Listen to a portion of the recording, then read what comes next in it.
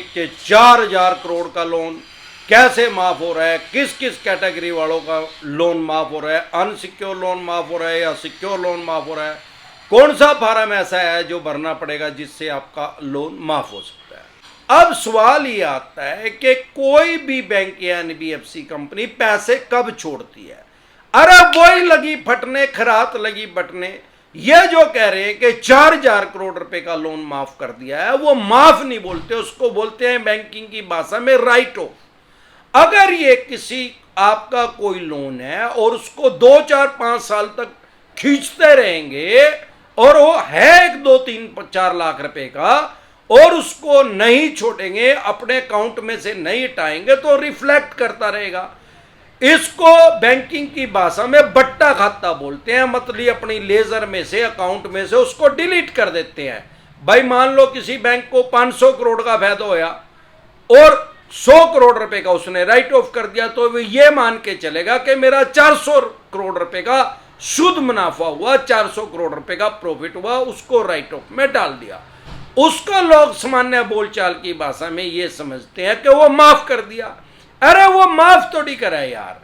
अगर नहीं उसको माफ करते तो वो राइट ऑफ में की बजाय एनपीए में इनको डालना पड़ता। एनपीए का मतलब है नॉन परफॉर्मिंग एसेट। जिस भी किसी बैंक का एनपीए बढ़ेगा तो धड़ाम से नीचे गिरेगा, उस पे खुद भी ताला लग सकता है। पीछे लक्ष्मी विलास बैंक डूब गया, उसका 26% एनपीए हो गया था। सामान्य बोलचाल की भाषा में 100 आदमियों को उसने लोन दिया तो 26 आदमियों ने रिफंड ही नहीं किया उसको, तो उस पे ताला लग गया। ऐसे ही हर बैंक या एनबीएफसी कंपनियों के शेयर हैं। अगर इनका एनपीए बहुत ज्यादा बढ़ेगा तो आजकल सब कुछ ऑनलाइन है, वो आगे रिफ्लेक्ट करेगा। लोग क्या करते हैं, जिस बैंक का एनपीए बढ़ रहा हो वहां सेविंग अकाउंट निकलवाते, करंट अकाउंट निकलवाते, ओडी लिमिट नहीं बनवाते। ओडी लिमिट तो बना लेते हैं, वहां पे पैसा जमा नहीं करवाते, वहां पे एफडी नहीं करवाएंगे, आरडी नहीं करवाएंगे और कोशिश करेंगे उस बैंक के साथ अपने संबंध खत्म करेंगे, अपने रिलेशन खत्म करेंगे और किसी बैंक में पैसा अपना जमा करवाएंगे। क्योंकि आरबीआई की गाइडलाइंस के अकॉर्डिंग भगवान ना करे जिस बैंक में आपके पैसे हैं और वो बैंक डूब गया तो सिर्फ आपको 5 लाख रुपए मिलेंगे मुआवजे के। चाहे भले आपके 50 लाख रुपए हैं उस बैंक में, चाहे 5 करोड़ है, चाहे 50 करोड़ है, मिलेंगे 5 लाख रुपए अगर वो बैंक डूब गया तो।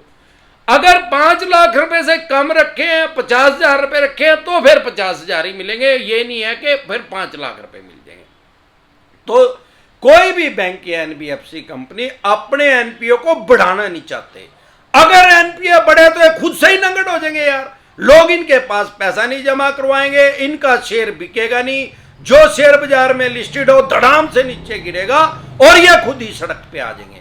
यही कारण है कि इसको ये राइट ऑफ कर देते हैं, बट्टे खाते में डाल देते हैं, अपने लेजर में से, अकाउंट में से उसको हटा देते हैं। लेकिन उसको क्या बोलते हैं, राइट ऑफ बोलते हैं, उसको लोन माफ होना नहीं बोलते।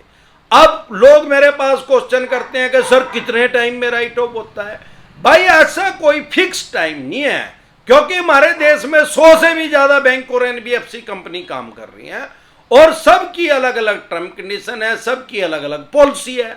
उनकी क्या पॉलिसी है वो डिपेंड करता है किस बैंक की क्या पॉलिसी है, उस पर डिपेंड करता है। लेकिन बहुत ज्यादा लंबे टाइम तक ये लोन को खींचते नहीं है। इसी तरह की या किसी भी तरह की कोई भी दिक्कत परेशानी आपको या आपके किसी भी यार प्यारे रिश्तेदार को आ रही है तो लोन से रिलेटेड यूट्यूब के सर्च के ऑप्शन में जाके वो प्रॉब्लम लिखे, आगे डिसेंट एडवाइस लिखे, तुरंत प्रभाव से आपकी समस्या का समाधान हो जाएगा। इसके अलावा अगर आप हमारे साथ टेलीफोनिकली जुड़ना चाहते हैं या पर्सनल मीटिंग करना चाहते हैं, फिर आपका लोन 2 करोड़ का है, 5 का है, 15 का है, 25 का, 50 करोड़ का है, जितने भी करोड़ का आपके पास सरफेसी एक्ट 2002 का नोटिस आ रहा है, 13(2) का आ रहा है, 13(4) का आ रहा है, सिंबॉलिक पोजीशन का आ रहा है, फिजिकल पोजीशन का आ रहा है, या अन्य भी किसी तरह का आपके पास नोटिस आ रहा है। आपके राइट्स जो हैं, आपके अधिकार जो हैं, वो सरफेसी एक्ट उसको खत्म नहीं करता, क्योंकि वर्ल्ड की बिगेस्ट डेमोक्रेसी है, लोकतंत्र है, दुनिया का सबसे बड़ा। सरफेसी एक्ट तो क्या, हमारे देश में कोई भी ऐसा एक्ट नहीं आएगा जो कि आम और खास आदमी के अधिकारों को समाप्त कर दे। अगर आपके पास सरफेसी एक्ट का नोटिस आ रहा है और आपका एग्रीकल्चर लोन है तो सरफेसी एक्ट उसके ऊपर लागू ही नहीं होता। बहुत से चवन्नी छाप सरफेसी एक्ट का नोटिस भी देते हैं, सरफेसी एक्ट एग्रीकल्चर लोन के ऊपर इंप्लीमेंट ही नहीं होता। आपके अगर 50% ईएमआई जा चुकी हैं तो आप सीधा डीआरटी में इनके खिलाफ जा सकते हैं, यह भी कोर्ट का नाम है। इसके अलावा भी अगर आप डीआरटी से संतुष्ट नहीं है, आप सर्टिफाई नहीं है वहां के फैसले से, तो आप डीआरएटी में अपील कर सकते हैं। वहां से भी नहीं है तो आप हाई कोर्ट में जा सकते हैं, वहां पे भी नहीं है तो आप माननीय सुप्रीम कोर्ट का दरवाजा खटखटा सकते हैं।